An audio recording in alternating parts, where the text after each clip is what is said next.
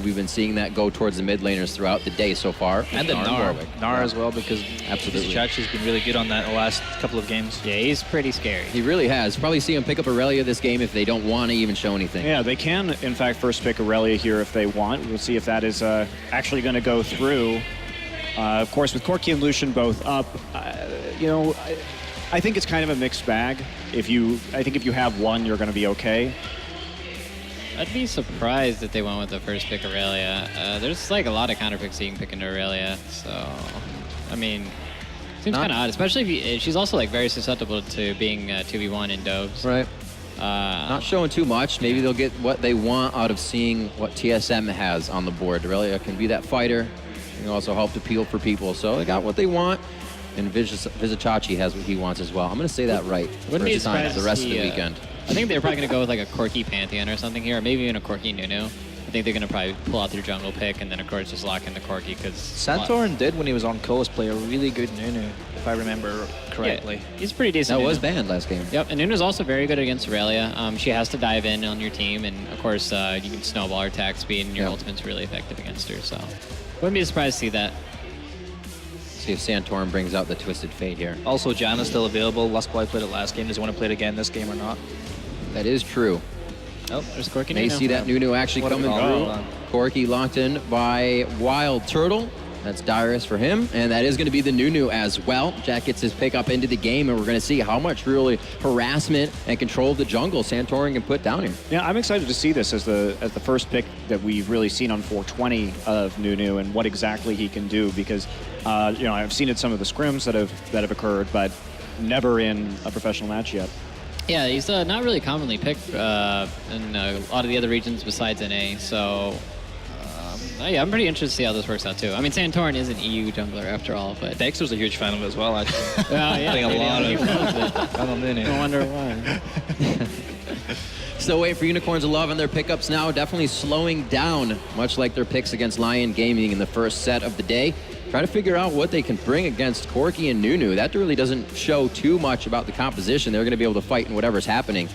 Nunu can still be trouble, Corki on the back line. So Unicorns of Love deciding we can pick an 80 carry here, even with an 80 on the board. I think they don't want to show their hand at this point. That's true. They don't want to reveal anything and just wait for the next phase of picks and bans. Yeah, I think this is a pretty solid pick. It doesn't really reveal anything. So now TSM basically has to pick the top lane and of course their support, which is okay. You know how they have the Thresh, so you can pick like a Janna or like a Morgana or something like that. Both good lanes into it.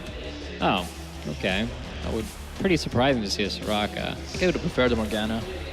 They're really low damage if they do. Yeah, I was going to say, it's not a lot of damage they're picking up right now. Especially they do have a lot of time to stay in the fight with some sustain, but that's not really going to keep them in there. I don't know how you're going to kill anybody. You're going to be slapping them for days with the Also, it's just that Nunu Corki synergy has never been really all there, especially the way that Corki's used these days with that early Trinity Force and then the Sork Shoes pickup. You're waiting a long time for that Blood Boil to be relevant. Yeah, I'm actually curious what they're going to pick mid, because they need some like balls to the wall damage. Like they need something that's going to be tearing stuff apart. They could look for Orianna and just scale the game, and that way they would win.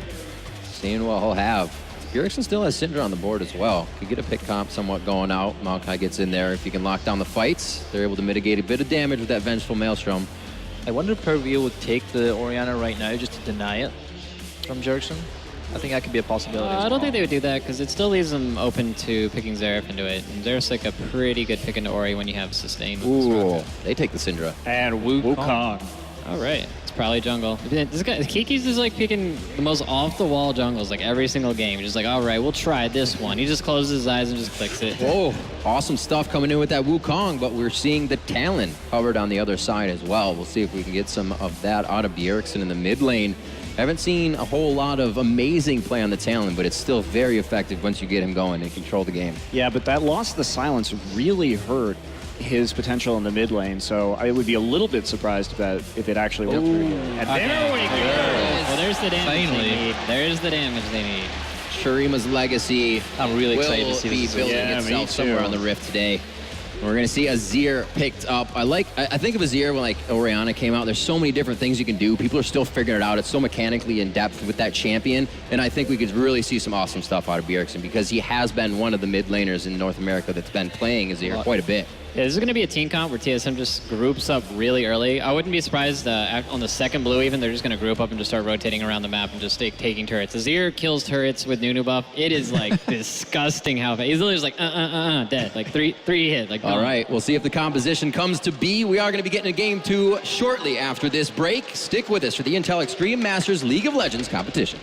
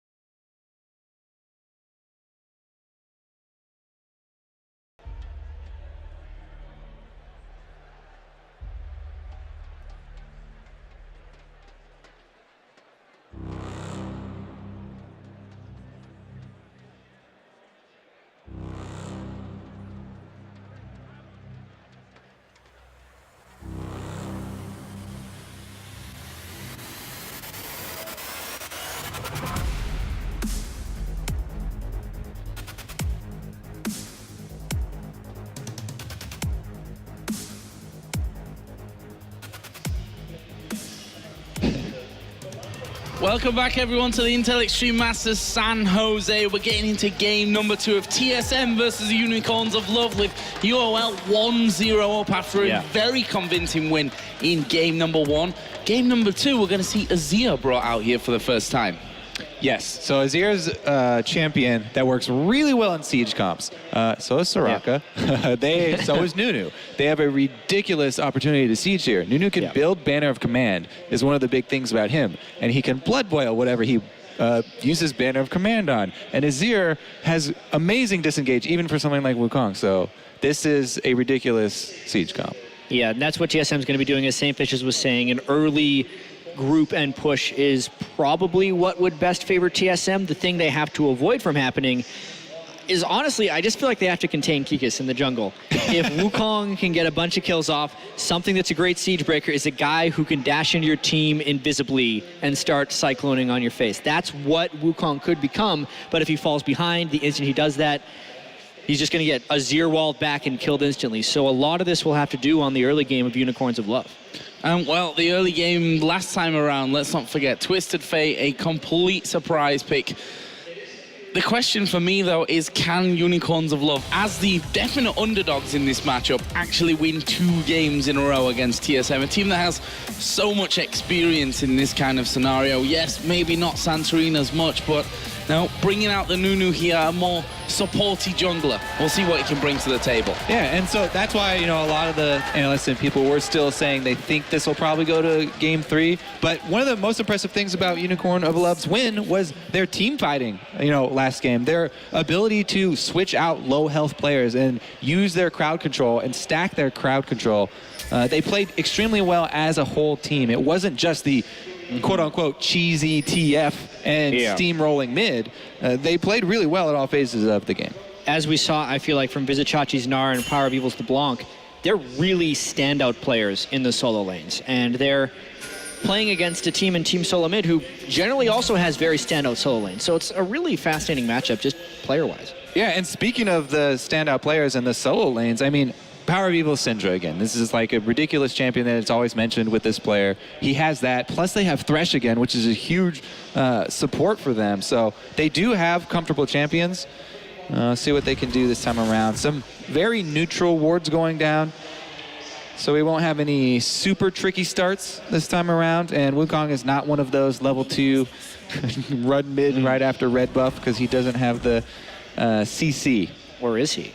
It is Kikis right now. Like, I'm gonna say he isn't. You can place your bets, but I'm gonna say Kikis is not a one path guy. He's going to switch it up here. Well, the thing that I've loved about his jungling so far is he is already defying the standard convention that everyone else has been doing. He's had a different jungle path every single game depending on the champion he's starting on. Here, blue side of the map, doesn't actually start Gromp because Wukong is someone who generally wants to kill the camps a little bit faster, starting red side, and because he needs to give the Krugs over to his duo lane, and he still got pretty low. That's one thing about Wukong that I've noticed when I try and jungle him.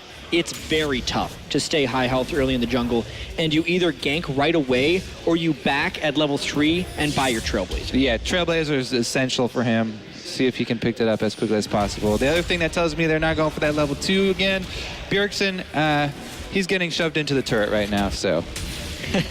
That'll do it. It's not going to happen. Yeah, and Bjergsen, we'll see how he recovers because last game was just not Bjergsen time whatsoever.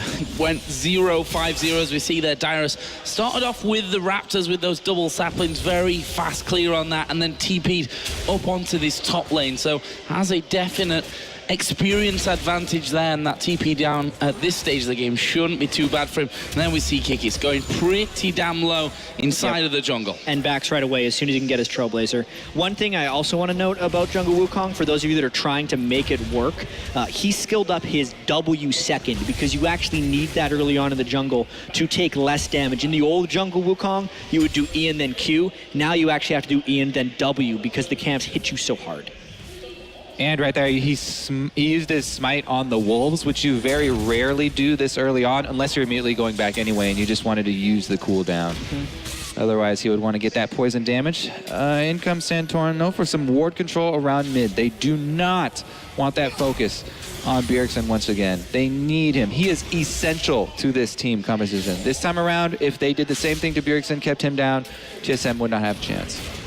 There's Kikis back into it on his blue buff, so way behind that of Nunu, as we would expect anyway.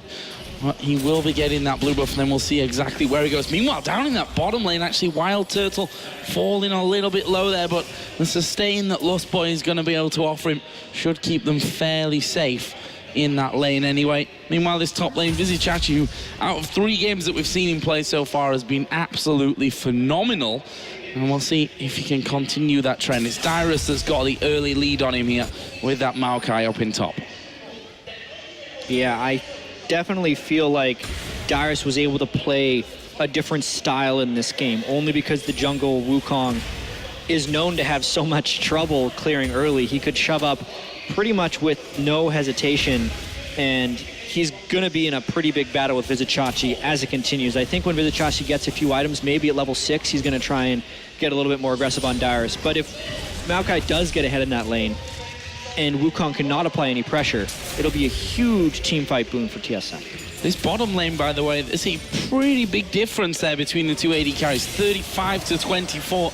A lot of early pressure coming out of VODS, who himself has been pretty phenomenal so far here at the Intel Extreme Masters, holding his own and going above as a hook is going to land here onto Wild Turtle. That's a lot of damage already coming into the AD carry of TSM.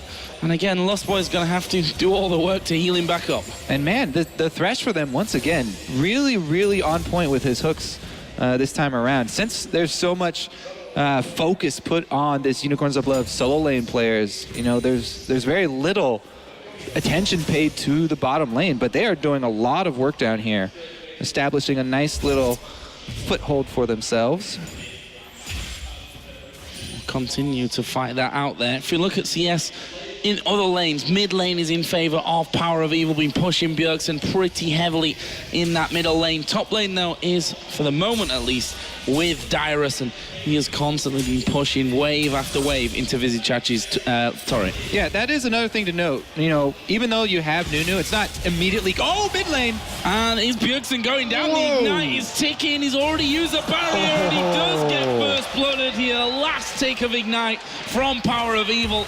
And Bjergsen kind of starting off where he left in the laning phase of game 1. I mean, that's one of the big reasons Power of Evil is so on Cinder, but Bjergsen just needed to show a little bit more respect in that lane. When we panned over there were a ton of orbs already on the ground. Power of Evil was stacking up orbs on the ground for the moment he hit level 6, so he would be able to ult Bjergsen. He got the timing right, he got 6, and he got the kill. Oh, that hook actually missing there. Wild Turtle is very low. The exhaust was used here on VODS. Are they going to try and fight this one out? A lot of damage back onto VODS there. He's trying to escape this one.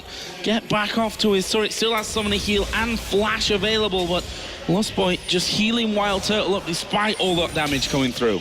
Oh yeah, that mistook really cost them. They lost a lot of the health advantage that they did have in lane and had a hard time grabbing most of those CS that were built up in the lane.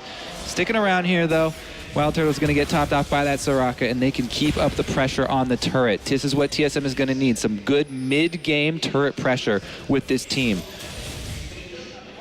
I'm really surprised that we haven't seen more from Santorn's Nunu. As a counter jungling champion up against a known Wukong who is a struggling jungle to stay at high health, not getting any deep wards, not counter jungling a single camp, and farming your jungle straight up until level 6. Maybe because he rushed the Sightstone, he'll be able to do that. But in the meantime, his lanes are losing, specifically Power of Evil applying absurd pressure mid. Yeah, even if you don't feel comfortable going for counter jungling that early, at least relieve some of the pressure here. There are plenty of options for him. Nunu's not the strongest ganker, but he's very good at even just running into lane to blood boil the laner and then throwing on the snowball just to relieve some of that pressure and enable your laner to get some CS. Oh, there's Vizichachi and Dyrus going head-to-head. Vizichachi getting some health back. Can he, though, escape this one? Dyrus is putting down a lot of damage in there. One sapling at this point should be able to finish it. Flashing, an instant flash, though, from Vizichachi will mean that those summoner spells are traded. Good flash trade there. Dyrus continuing to put some pressure up in the top lane. This is the only thing really going for TSM early on in the game before they can set up some type of siege. And now we really have to see if the vision control can give them an edge. But honestly, vision control only helps you if you're actually winning your lanes or if you're actually able to make plays on it. You can have all the vision control you want if Power of Evil is destroying Bjergsen in mid lane. Yeah, and you said, you know, we've not seen enough of Santorin. We've not seen him, actually, other than in his own jungle, trying to farm things up. He's now level 6, so we'll see what happens there, but so is Kikis. And one thing they've got to be careful of is, wow. Inside of the enemy jungle, Power of Evil will come through. There is the stun. Wish was actually used. Can they finish off? Ulti comes through, but Santorin had too much health at that point. Power of Evil not able to finish off. Also left VODS completely alone down that bottom lane. Wild Turtle doesn't land that second rocket, but it may just force VODS back. Yeah, one thing we have seen over and over again today, support roams are really important, but immediately the teams facing the support roaming take advantage of it, and they punish that AD as expected. Wild Turtle getting extremely aggressive there. And I actually have to say, Santorin was rather effective there, taking all the damage from Power of Evil. Even just that, being in the presence and engaging in a fight, burned Power of Evil's ultimate and gives Bjergsen some time to breathe in lane, actually get some CS. And now, because there was so much invested on a Santorin, quick shot back to base, time for Dragon. Yeah, this one's going down here, I think. There's no one anywhere near it currently for the Unicorns of Love. And I think this is Dragon number 1 going to TSM. Did reset there slightly. This thing is down the back, will hook through, but that one's already gone. Santorin picks that one up. Yeah, extremely effective job of juggling the aggro of that Dragon. It's actually even easier than it ever was because the wind-up time on Dragon's attack is so slow nowadays. They didn't have to take any damage of it. Since you're Nunu, no fear of getting a smite steal or anything in there. TSM just playing that slow, team-oriented game, objective control, and they will switch over to the turret game. Will we get... Yeah, there is Kikis, actually utilizing that free Oracle to get rid of the Tribush ward. May be able to be brought in there with the Lantern. That's something you got to be careful about. The Cyclone directly on top of you, especially for Soraka, of course. Wild Turtle, once he spots that, can maybe get the Valkyrie off in time. Well, for Lustboy, that might be a different story. It's once again Bjergsen getting stunned up here underneath his own turret, and that lane is just going really, really badly for him. 30 CS behind, plus the kill as well. And Bjergsen's in a really tough space here in the middle lane, 2 games in a row. Something that's happened fairly evidently in the 4.20 patch is the Morellonomicon becoming the default mid lane item instead of the Athene's Unholy Grail. Generally, the Chalice on this patch is not giving mid laners the mana regeneration they actually require, but because they're opting for the Morellonomicon, just more damage and enough mana regeneration, it's making it a much swingier matchup because there's no MR for either of these guys, and especially since Syndra is such a burst mage, Bjergsen has to play even more passive. If he gets hit by one stun, he's in danger of death. Yeah, that's why just a little bit of relief from the jungler early in the game does go a long way. A lot of people were wondering how Santorin would perform, under the pressure of the first, big tournament here with TSM. And he has opted for these safe early games both time around. Yeah, and you have to wonder whether that is, the pressure of playing your first major tournament for TSM. Do you want to make those risky plays that could end up backfiring on you? And now there is a lot of pressure from the community. Let's not get that wrong here for Santorin coming into that role. And so far, he's not impressed us. It's also so hard to speculate on second-guessing a choice or something because we know that Team Solo Mid, as far as organizational structure in North America, they have a lot of it. There's the Coach Loco Doka, they have analysts, they have a Reginald who pitches in from time to time. The plan could be on Nunu, hey, we have a better team comp, we're going to set up a siege, let's play safe, right? Don't do anything incredibly stupid to get Wukong fed, just farm it out because you'll farm faster than him, get a Sightstone and then control. Because honestly, TSM is down 500 gold, but they have controlled the first dragon fight. So if you're looking at this from a macro perspective, they're doing okay. Yeah, really the only problem for them was the big champion Syndra there going to the mid laner Power of Evil.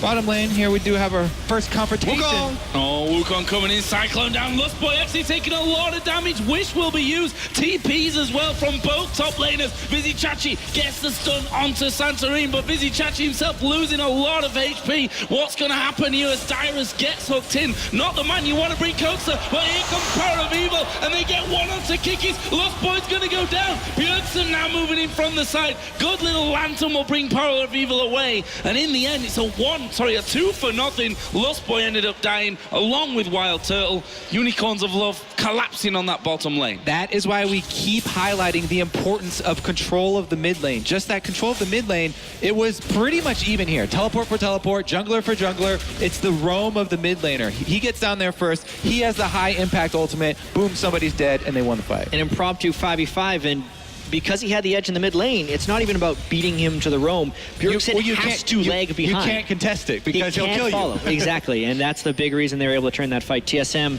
did not necessarily disengage in time. Tough fight. Leaves an Infinity Edge now for Vardags at 1-0-1.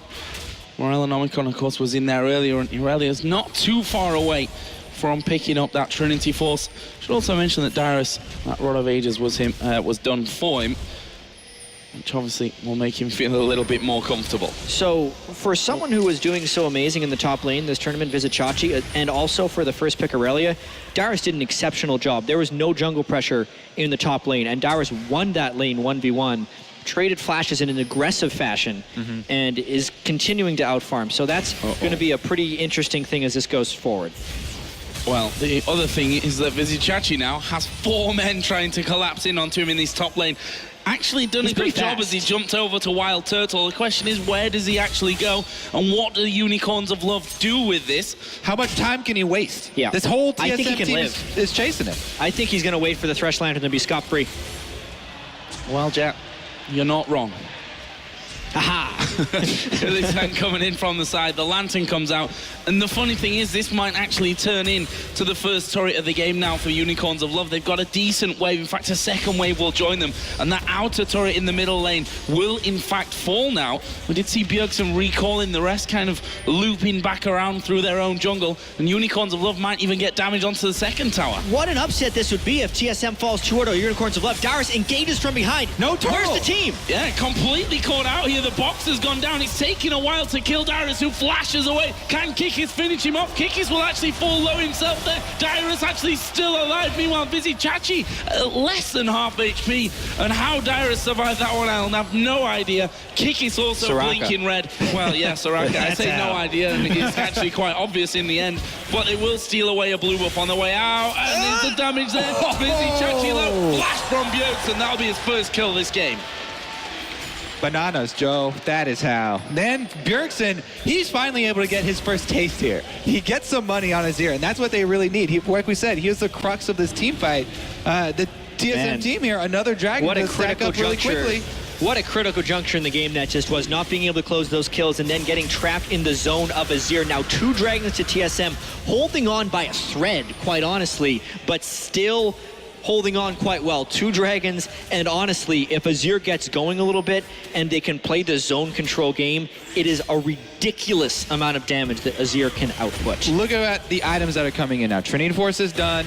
Bjergsen, he just got a kill on top of his Morellonomicon, so he's already got the second Fiendish Codex, and he can turn that into item number 2. If Nunu does decide to go with the Banner of Command, and their Siege gets really scary really quickly. Darius' Rod of Ages has been stacking, so TSM is coming up on the point where they can, try and collect some gold from the last 2 outer turrets. And if you secure 3 Dragons in a row, it gives you a really, really good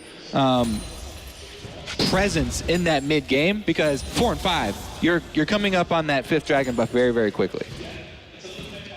So Wild Turtle there just waiting inside of the brush. Actually was pretty much just watching VODS go about his farming.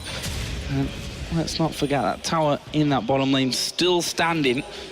Team's tied 1 apiece, but it is down to half HP. So at this point, Wild Turtle might get a good chunk of damage onto this one before we do see Hylissang coming back into this lane. Nunu also down there as well, so the Unicorns have to be careful. Speaking of Hylissang, he's already got distortion boots on his Thresh. This guy is a playmaker at heart. He just wants to flash up that much quicker. He's spending money this early on it. Only a Sightstone completed, not upgrading to face the mount or anything yet. They might need some AoE magic resistance as well pretty quickly. That would definitely help them out. Yeah, I feel like rushing the Aegis might have been a little bit better cost, but we'll see if he can make some flashy plays. We'll see if that flash really makes a difference, because... Specifically the cooldown of the flash. The first one he could have done forever, but then if he does it really quick after the cooldown, then it's worth it. There's a lot of value in that magic resistance aura against this TSM squad. It was Bjergsen once again. 40 CS behind that hook was also close to landing. We did see Power of Evil making his way towards that bottom lane. He'll actually be replacing that role by Kikis now. Well, there is a Tribush ward there, so would have been spotted either way. And that turret hanging on by a thread. Wild Turtle might be able to just solo that one out. Just trying to take a peek here as to exactly who's around and who's gone home. In fact, there's nobody left there. Wild Turtle could freely tank that one up as Power of Evil catching Santorini. Oh, there's the flash from Hylissang. Can he land the hook? No, he goes a little bit wide. There's a turret as well, finished in the bottom lane by Wild Turtle. Yeah, and Jungler showed, and he soaked up another Syndra ult. So Nunu, the punching bag, doing some work there. That's honestly what he is in a lot of these games. You're just trying to be as big a distraction as possible and wait for the siege to happen. However, there's reduced coolant on that Thresh flash, so it's actually not as big of a win as we think. We'll see if that does come into play soon. I don't agree with that purchase whatsoever. I'm pretty sure we're on the same page there. Well, I'm gonna be the one that keeps the faith then. Say next flash is gonna be the one that wins them a fight, or possibly not, depending on how much I'm jinxing them on that one. So, what comes up next here? You see Baron spawning in now at 20 minutes into the game. Unicorns of Love still 1,000 gold ahead in this matchup. But how much of that is just completely knocked out with those stats from the Dragons? Yeah, at this point I feel like TSM would have a slight gold edge as long as they don't get one-shot by a Power of Evil Syndra.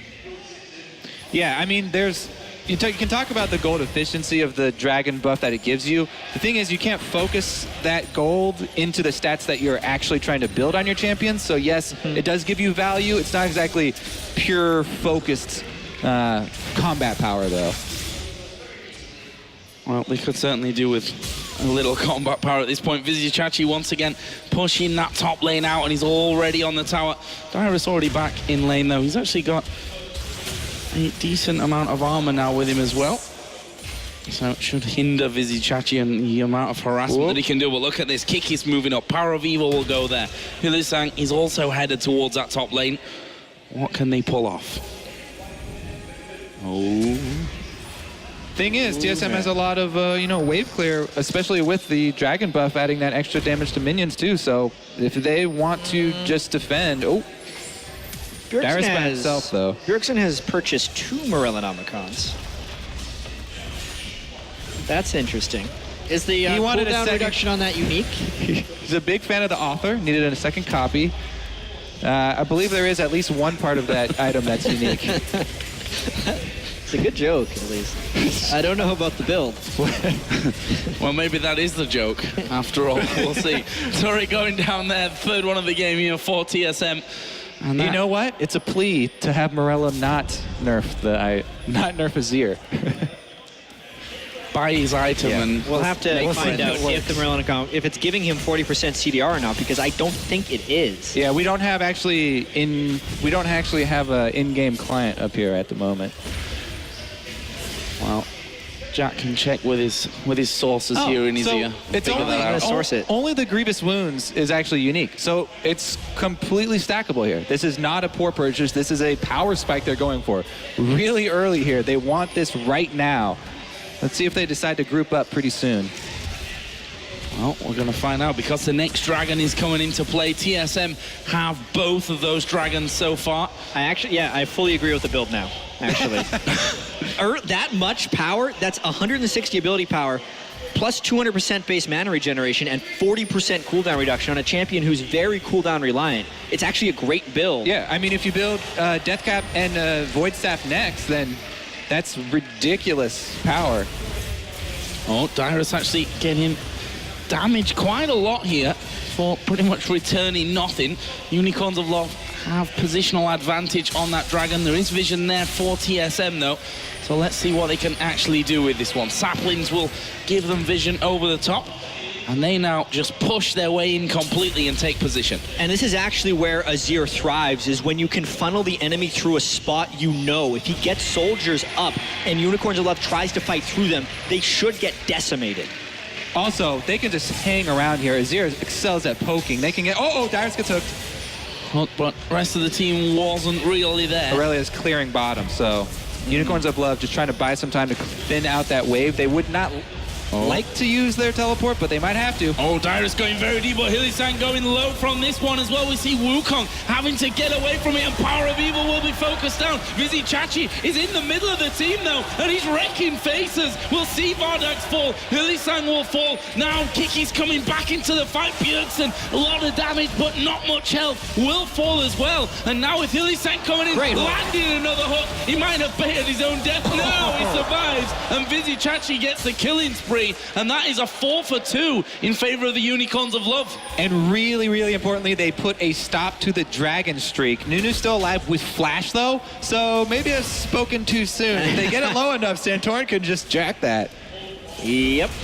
They're still doing it. That's bold. This is really, really bold. I mean, it's low enough. He's got it. Actually, they're going to try and kill him. He still manages to get it, though. That's third dragon. He may just pay the price with his life. He's going to Here live. comes Zaraka, though. Lost Boy helping out. There is the kill. They kill off Kikis. And now Vizzy Chachi will be chased down. Hilly-san should just get away. Oh, he throws a lantern to the side. He does manage to get around. Big one comes in. And now Dyrus on the side. I think they've got far enough away, though. So that's pretty much the way things go when you try and heads up a Smite War with Nunu.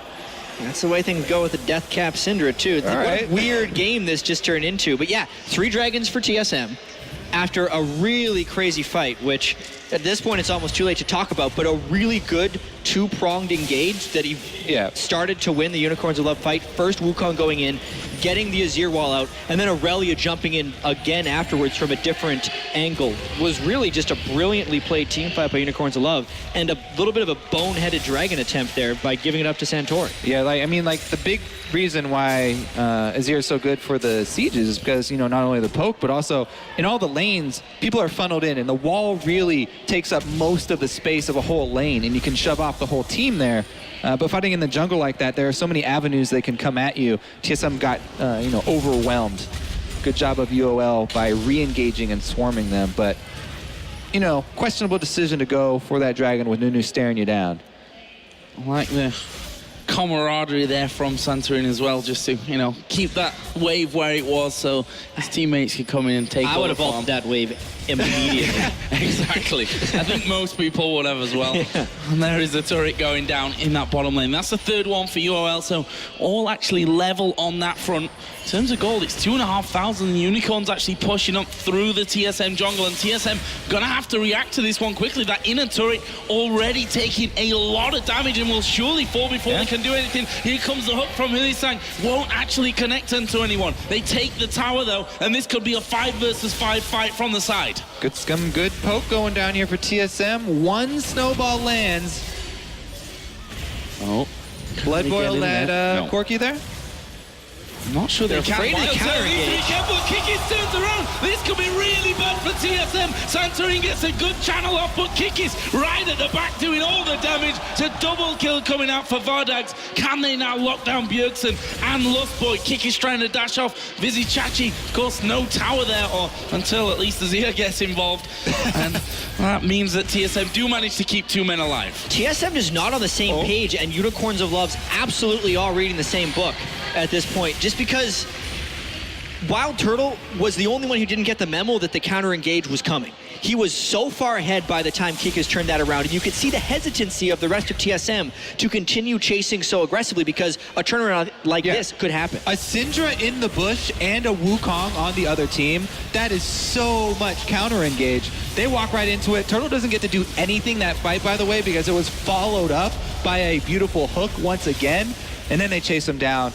TSM a little bit aggressive with that chase down, and that's going to cost them dearly because they just lost a lot of momentum. They were sort of hanging on there, but that's going to be a really big swing here for Unicorns.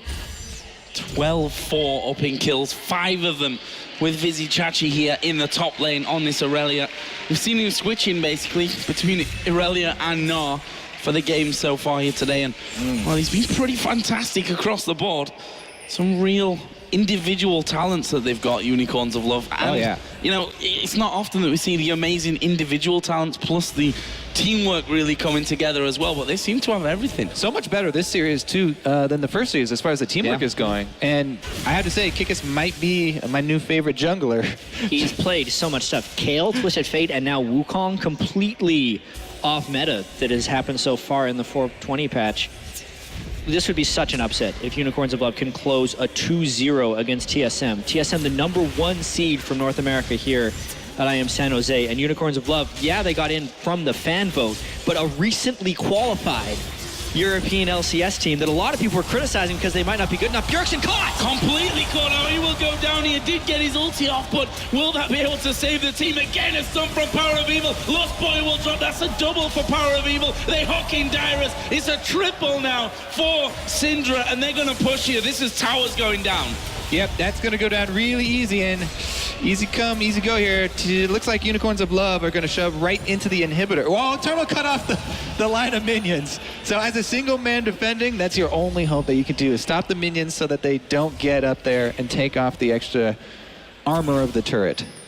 Still, that is Just buys them time. a lot of danger, though. I mean, Bjergsen being caught in that position, Power of Evil Syndra has so much command right now. Can I say something, Joe? Sure.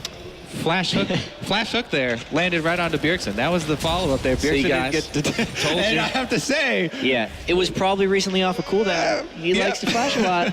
Let's check this one out one more time. It was just... So he lands the stun. Look at this flash. As he was dashing away, too. Right through. Just bad luck. He was trying to flash, or no, he was trying to use his skills to get away from the Syndra stun.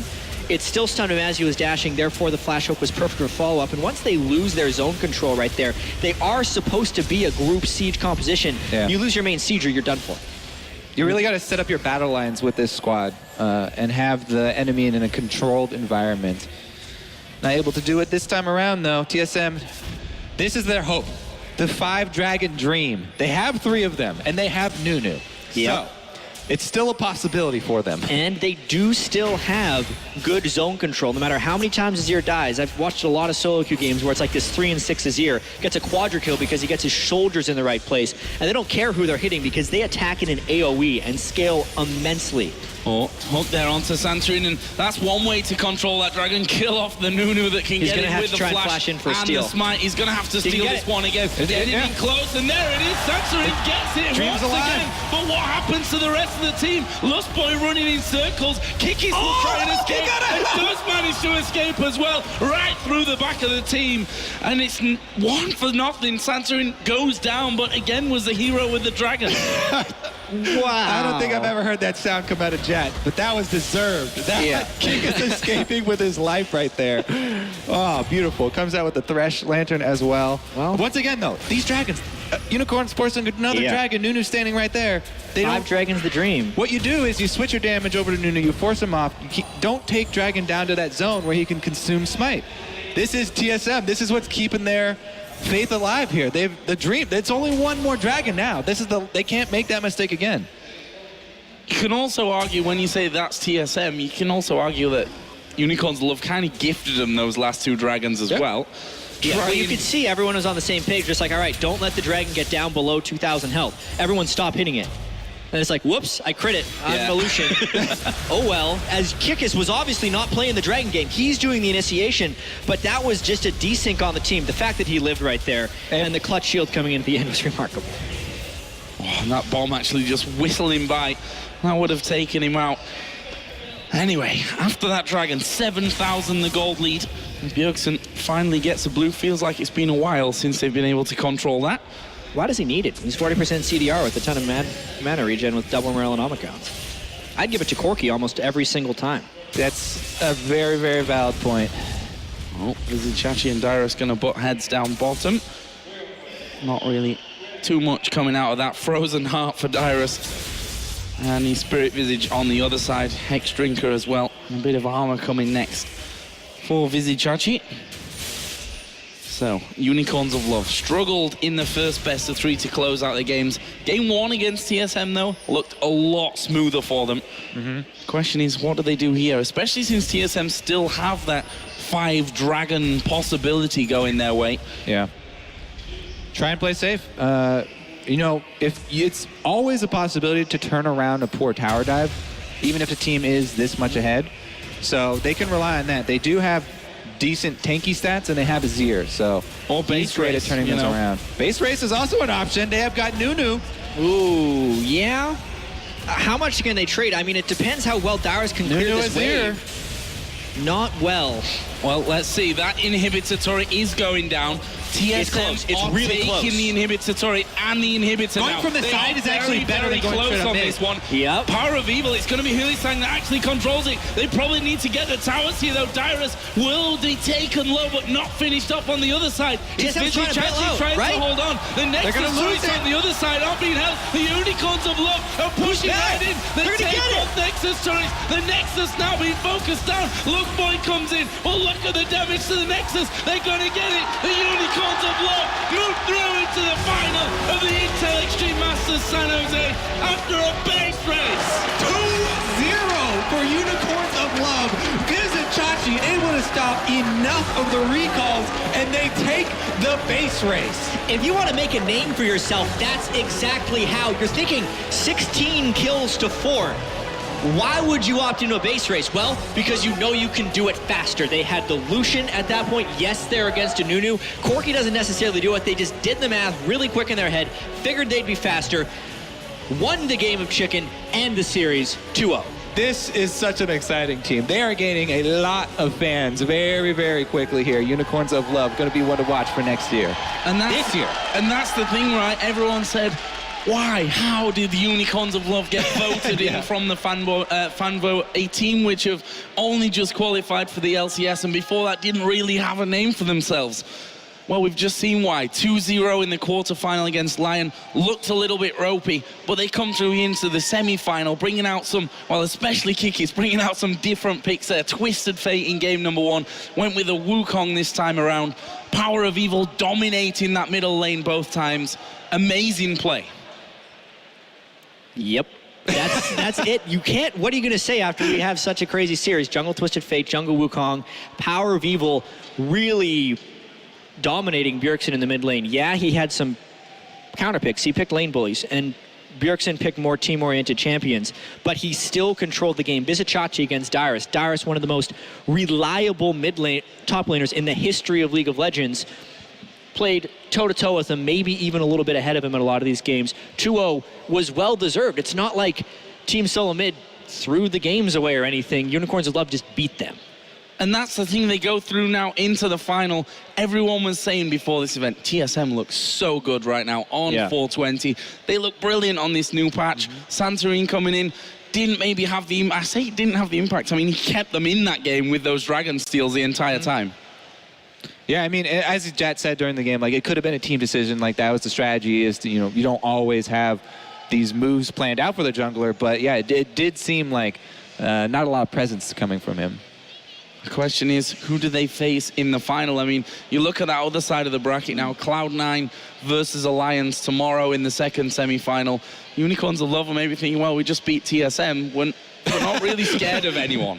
Why would they be right now? It's a similar story, potentially, as of Cloud9 when they joined the LCS, right? They have this really, really crazy, awesome promotion tournament experience where, like, man, this team's really good. Yeah, they'll probably do all right. Maybe they're not that good, but who knows? They just destroyed Team Solo Mid 2-0. Well, Alliance might have something to say about that, but they have to meet Cloud9 first of all in the semi-finals tomorrow. But for now, we're going to head down onto the main stage.